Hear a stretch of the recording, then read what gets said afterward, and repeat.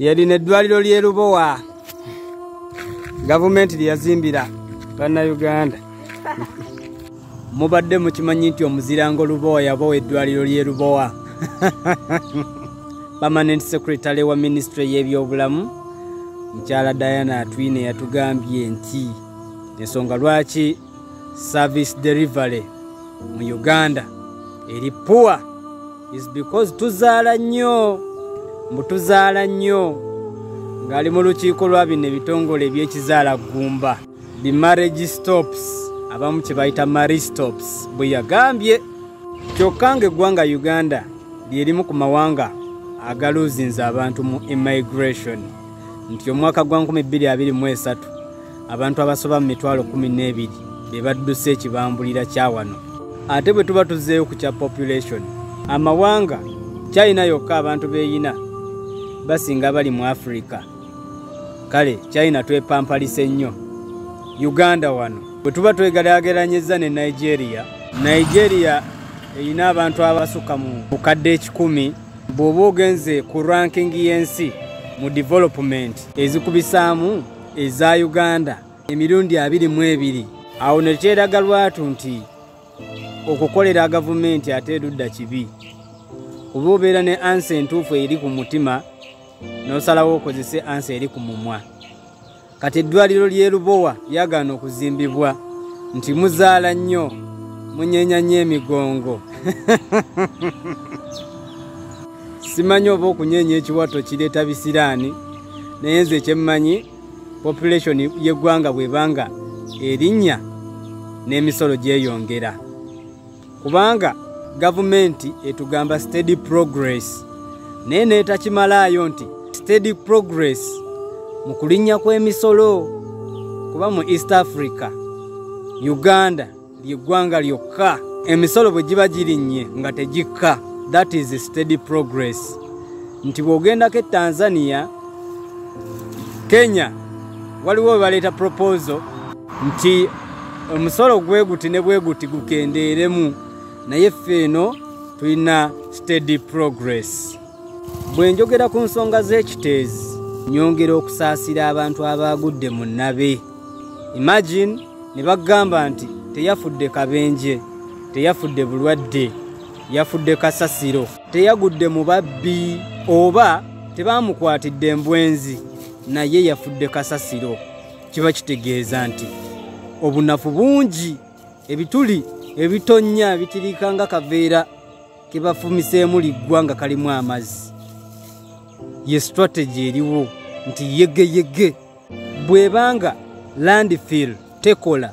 Lwaki tebakozesa compaction? Kuba kati oyo kasasiro eyabumbulukuse n'agwira abantu. Kiba kitegeeza wansi abadde muvundu waggulu nga takola ki nga tannavunda. Kitegeeza nti singa bakozesa system ya compaction ebyuma ne bibanga binyiga kasasiro oyo nga bw'olaba system zino eza toilet enenkola ya science nti basula ekiweke mu toilet ne kisima futi 15. Tulina omukenkufu wano Professor Julius ku Equatorial Mall akola butto mu mwanyi, akola ebintu ebyenjawulo. Awo nembuuza local government erinda ki okublendinga science ne leadership? Waliwo gap between science, art ne leadership. Abantu abali mu leadership bo balowooza nti bino tebiworking hand in hand. Bw'abanga tulina omuntu asobola okukamula butto mu mwanyi, tetuyina bantu basobola kubanga bakwatibwako ne tufuna scientific measures oba artistic measures zisobola okusolovinga obuzibu ng'obwa kasasiro. Singapore bookya kasasiro n'avaamu amasannyalaze. Era nalabye ba government officials nga bagamba nti balambudde ettaka ly'e Mukono ery'okuyiwamu kasasiro n'enfa ensekeza ekika ekya waggulu. Already Mukono Road akyalina obuzibu bwa traffic jam. Tijamu asobola okukwata essaawa 2 ku 3. Kati mwegattemu ebimotoka bitwala kasasiro ava mu kibuga. Nze ngamba mu kifo ky'okugenda ne batandika okwekubisa ebifaananyi nga bwe baazudde ettaka basobola oyiwa kasasiro, balikozesenga compensation plan y'abano abantu abakyali oba abaakoseddwa kasasiro. bali developing ebere compensation plan eri abantu abawangalira ekiteezi kubanga amazima gali nti budget yali egenda kufuluma budget ze Uganda muzimanyi zibeera ne loophole awo ababba babbe oluvanyuma kati ate wano webagadde bagamba nti ekiteezi awayiibwa kasasiro mwekange nga ate bataddewo kolero kati ate tekigenda kukyusa ndowooza z'abantu kubanga endowooza z'abantu ziri bwe ziti tugenda bagaana kulowooza kye baagala abamu bajja kugamba nti already baali baayagala dde tugobawo wano balina gwe baagala okuguzaawo baagala kulyezza okitegeera naye nze Emmanuel Moses Ssennyonga wendi okubabuusa amaaso gabeere moogi kubanga tosobola kudda eri ne weekubisa selfie ng'oli government official obanga akudaalira abantu abaakoze eki abaafiiriddwa obulamu bwabwe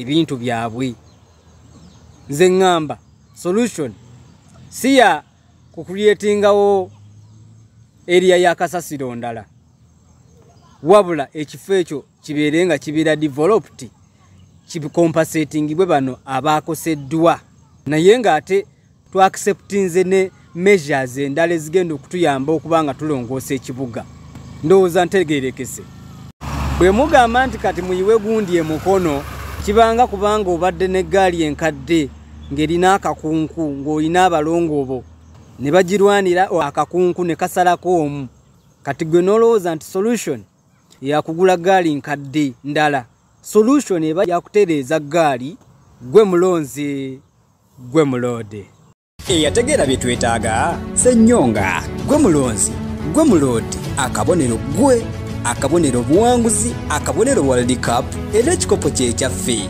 ekibuga okugenda ku feezi empya kiba kyetaagamu eyo feezi empya ku bwa Lord Mayor londa Ssennyonga Moses